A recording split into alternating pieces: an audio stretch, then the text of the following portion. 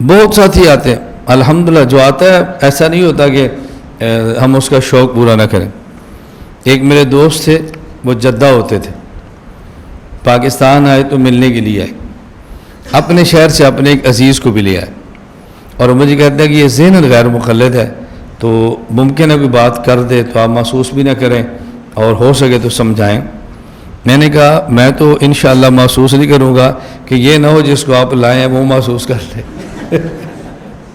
بات بھی شروع کر لے گا اور پھر محسوس بھی کر لے گا۔ لوگ شروع بھی خود کرتے ہیں، پھر محسوس بھی خود کرتے ہیں۔ خیر وہ آئے تو اس نے خود بات شروع کر دی، جب ایک بات شروع کرنے لگا، میں نے پوچھا کہ آپ ہیں کون، آپ کا تعارف کیا ہے، آپ کون ہیں، شیعہ ہیں، سنی ہیں، مسلمان ہیں، کون ہیں؟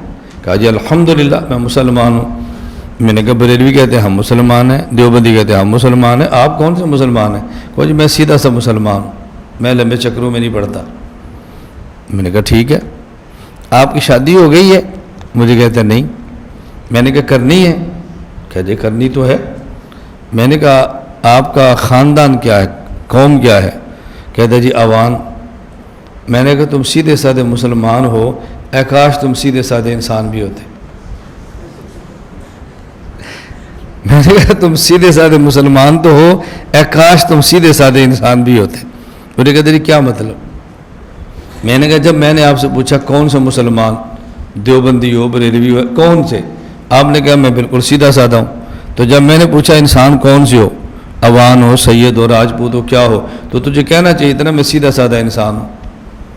تو مسلمان تو سیدھا سادہ ہے، انسان سیدھا سادہ نہیں ہے۔ اب بتاؤ پہلے تجھے سیدھا انسان بنائے یا اس کے بعد تجھے سیدھا مسلمان بنائے؟ کہتے رہی کیا مطلب؟